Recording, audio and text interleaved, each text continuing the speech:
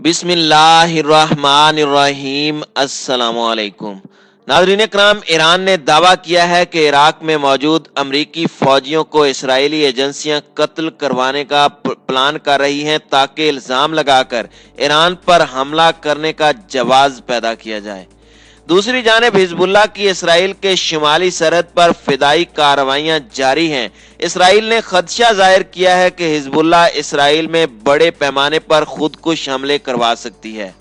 ایران کا یہ بھی کہنا ہے کہ غیر ملکیوں کا قتل امریکی اور اسرائیلی ٹریڈ مارک کی علامت ہے، جبکہ ایران کی جانب سے یورینیم کی افزودگی میں 20% اضافے کا اعلان سامنے آیا ہے۔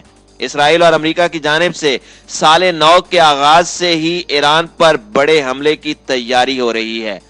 کیا اسرائیل اور امریکہ اپنی ناپاک کوشش میں کامیاب ہو پائیں گے؟ حزب اللہ کی جانب سے خودکش کارروائیاں کس حد تک کامیاب ہوں گی؟ ویڈیو کی تفصیل میں جانے سے پہلے تمام دوستوں سے گزارش ہے کہ ویڈیو کو آخر تک ملاحظہ کریں تاکہ خطے میں تیزی سے بدلتی صورتحال سے آپ آگاہ رہ سکیں۔ ناظرین کرام، ایرانی وزیر خارجہ جواد ظریف کا کہنا ہے کہ اسرائیل اس قسم کی پلاننگ میں جتا ہوا ہے کہ عراقی بیس پر موجود امریکی فوجیوں کو قتل کیا جائے اور اس اقتال کا الزام ایران پر تھوپ دیا جائے تاکہ امریکہ کے پاس ایران پر حملہ کرنے کا جواز پیدا ہو جائے۔ جواد ظریف نے سوشل میڈیا سائٹ ٹویٹر پر امریکی صدر ڈونلڈ ٹرمپ کو ٹیگ کرتے ہوئے ٹویٹ کیا کہ ہمیں ایجنسیوں کے ذریعے بھی خبر ہے کہ اسرائیل فالس فلیگ آپریشن کے تحت عراق میں امریکی فوجیوں کو نشانہ بنائے گا تاکہ ان فوجیوں کے قتل کا الزام ایران پر عائد کر کے نئی جنگ چھیڑنے کا جواز پیدا کیا جائے۔ جواد ظریف نے ڈونلڈ ٹرمپ کو متنبہ کرتے ہوئے کہا کہ اگر اس قسم کی کسی احمقانہ کارروائی کرنے کی کوشش کی گئی تو واشنگٹن کو جو مزہ چکھانا ہوگا وہ تو چکھائیں گے، مگر اس کے ساتھ ساتھ مشرق وسطی میں موجود امریکی اتحادیوں کو بھی نہیں چھوڑیں گے۔ انہوں نے ٹویٹ میں واشگاف الفاظ میں کہا کہ صدر ٹرمپ ہوش کے ناخن لینا، اگر کسی قسم کی لڑائی میں کودنے کی کوشش کی تو واشنگٹن کے ساتھ ساتھ اس کے ساتھیوں کو بھی رد عمل کا سامنا کرنا پڑے گا۔ ناظرین کرام، چونکہ جنرل قاسم سلیمانی کی برسی تھی، لہٰذا امریکہ پہلے ہی سوچنا شروع ہو گیا تھا کہ ایران کس قسم کی کارروائی کر سکتا ہے، جبکہ ایران یہ جانتا ہے کہ امریکہ کو صرف بہانا چاہیے اور وہ ایران پر چڑھ دوڑنے کے لیے ذرا بھی دیر نہیں لگائے گا۔ بظاہر تو یہی لگتا ہے کہ صبح ہوئی کہ شام ہوئی، امریکہ اور ایران کی جنگ تو ہوئی، مگر اس جنگ کی راکھ میں دبی چنگاری کو کون کس وقت بھڑکا دے یہ کہنا قبل از وقت ہے۔ چونکہ ایران نیوکلیئر پاور ہے اور اس کے ساتھ روس بھی بیٹھا ہوا ہے، لہٰذا امریکہ کسی قسم کی جارحانہ کارروائی کرنے سے پہلے سوچے گا ضرور، مگر ایک نہ ایک بوائلنگ پوائنٹ پر آ کر دونوں ممالک بھیڑ ضرور جائیں گے، اور اگر ان دونوں ممالک کے درمیان جنگ کا آغاز ہوا تو پھر دنیا میں اس آگ کو پھیلنے سے کوئی نہیں روک پائے گا۔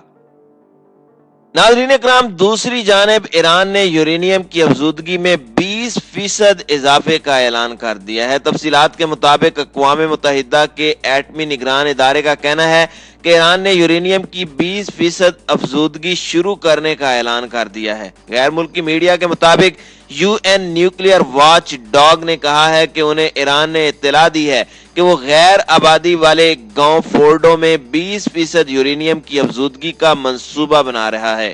اس سلسلے میں ویانا میں بین الاقوامی تنظیموں کے لیے روس کے مستقل نمائندے نے ایک ٹویٹ بھی کیا ہے کہ بین الاقوامی جوہری توانائی ایجنسی نے اپنے بورڈ آف گورنرز اور سلامتی کونسل کو خبر دی ہے کہ ایران فورڈو کے زیر زمین تنصیبات میں یورینیم کی افزودگی کی سطح 20% تک بڑھانے کا ارادہ رکھتا ہے۔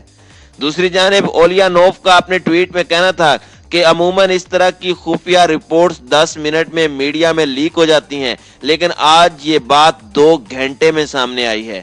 واضح رہے کہ ایران کے بڑے نیوکلیئر سائنسدان کے قتل کے بعد گزشتہ ماہ ایک قانون منظور کیا گیا تھا۔ یورینیم افزودگی کا یہ اعلان اس قدم کے بعد سامنے آیا ہے۔ 20% اضافے کی یہ سطح وہ ہے جو ایران نے 2015 کے معاہدے سے قبل حاصل کی تھی۔ افزودگی کا یہ عمل فورڈو سائٹ میں عمل میں لایا جائے گا جو ایک پہاڑ کے نیچے بنی ہوئی ہے۔ ایران حال ہی میں واشنگٹن کے ساتھ کشیدگی کے نتیجے میں کئی بار اعلان کر چکا ہے کہ وہ بین الاقوامی جوہری توانائی ایجنسی کے معاہدے کی مزید خلاف ورزیاں کرے گا۔ اسرائیل اور امریکہ کے ممکنہ حملے کو مد نظر رکھتے ہوئے ایرانی پاسداران انقلاب کے سربراہ حسین سلامی کا بھی کہنا ہے کہ دشمن کے اقدامات کا جواب دیا جائے گا۔ ایرانی جنرل قاسم سلیمانی کی ہلاکت کو 1 سال مکمل ہو رہا ہے۔ خطے میں امریکہ کے 2 USS B-52 بمبار طیاروں کی پروازوں سے خطے میں کشیدگی پائی جاتی ہے۔ طیارہ بردار بحری جہاز USS نیمٹنز نومبر کے آخر سے ہی خلیجی پانیوں میں گشت کر رہا ہے۔ تاہم امریکی میڈیا کے مطابق قائم مقام امریکی وزیر دفاع کرسٹوفر سی ملر نے بحری جہاز کو واپسی کا حکم دے دیا ہے۔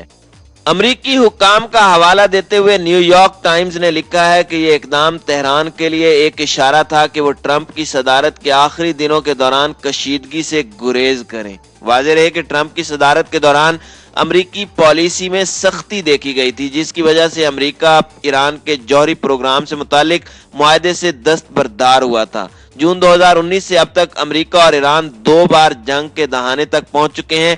قاسم سلیمانی کی شہادت کے کچھ دنوں بعد ایران نے عراق میں موجود ان اڈوں کو میزائل حملوں کا نشانہ بنایا تھا جن میں امریکی اور اتحادی افواج کے اہلکار موجود ضرور تھے، مگر جانی نقصان نہیں ہوا۔ اس حملے کے بعد صدر ٹرمپ نے جوابی کارروائی سے گریز کیا تھا۔ ایران، امریکہ اور اسرائیل کا ایک دوسرے کے خلاف سخت جملوں کا تبادلہ جاری ہے۔ ایران کی وزارت خارجہ کے ترجمان کا کہنا ہے کہ غیر ملکی رہنماؤں کا بزدلانہ قتل امریکی اسرائیلی ٹریڈ مارک کی علامت ہے۔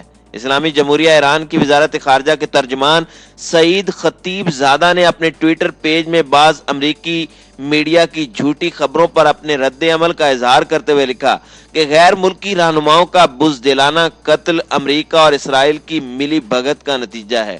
خطیب زادے نے کہا کہ واشنگٹن ٹائمز کو غلط خبریں اور ایران مخالف تعصبات کو پھیلانے کی بجائے سنجیدگی کا مظاہرہ کرنا چاہیے۔ حالانکہ اس اخبار نے اس سے پہلے بھی پیسوں کے بدلے منافقوں کے دہشت گردی اور فرقہ وارانہ تعصبات پر مبنی مضامین شائع کیے تھے۔ واضح رہے کہ گزشتہ روز واشنگٹن ٹائمز نے دعویٰ کیا تھا کہ ایران کے صدر حسن روحانی نے امریکی صدر ڈونلڈ ٹرمپ کو قتل کی دھمکی دی ہے۔ ناظرین اکرام، اگر اسرائیل کی بات کی جائے تو اسرائیلی فوج میں شمالی محاذ کی کمان کے ایک جنرل نے توقع ظاہر کی ہے کہ لبنانی ملیشیا حزب اللہ مستقبل قریب میں اسرائیل پر حملہ کرے گی۔ اس حوالے سے اسرائیل ٹوڈے اخبار نے مذکورہ افسر کے حوالے سے بتایا ہے کہ شمالی سرحد ایسی کشیدگی کی جانب بڑھ رہی ہے جس کے ساتھ کئی روز تک لڑائی جاری رہ سکتی ہے۔ تاہم اسرائیلی جنرل نے حزب اللہ کو دھمکی دی ہے کہ ان کی فوج ماضی کے برخلاف کسی بھی حملے کا غیر معمولی طریقے سے جواب دے گی، جبکہ اسرائیلی فوج براہ راست فائرنگ سے گریز کرتی تھی۔ ناظرین اکرام، گزشتہ برس نومبر میں اقوام متحدہ میں اسرائیلی سفیر نے سلامتی کونسل کو ایک سرکاری خط پیش کیا تھا جس میں جنوبی لبنان میں حزب اللہ کی سرگرمیوں کے خلاف فوری اقدامات کا مطالبہ کیا گیا۔ اس سے قبل اقوام متحدہ کے سیکرٹری جنرل انتونیو گوتریس نے ایک سماہی رپورٹ پیش کی تھی جس میں اقوام متحدہ کی قرارداد 1701 پر عمل درآمد پر توجہ مرکوز کی گئی۔ اس قرارداد کی بنیادی شرط میں یہ بات شامل تھی کہ ملیشیاؤں کو غیر مسلح کیا جائے تاکہ قانون اور لبنانی ریاست کے دائرہ کار سے باہر کوئی اسلحہ باقی نہ رہے۔ البتہ رپورٹ میں حزب اللہ کی جانب سے اس قرارداد کی شدید خلاف ورزیوں کا حوالہ دیا گیا، جس کے نتیجے میں جنوبی لبنان میں عسکری کمک میں اضافہ ہوا ہے۔ اس سے قبل اسرائیلی فوج کے ایک کمانڈر رومان گوفمین کا یہ کہنا تھا کہ گولان میں اسرائیلی فوج کے لیے سب سے بڑا شام نہیں بلکہ لبنانی ملیشیا حزب اللہ ہے۔ گوفمین کے نزدیک ایران اور حزب اللہ شام کے جنوب میں اسرائیل کے خلاف ایک محاذ قائم کرنے کے لیے کوشاں ہیں، جو کہ ایک مرکزی خطرہ ہے۔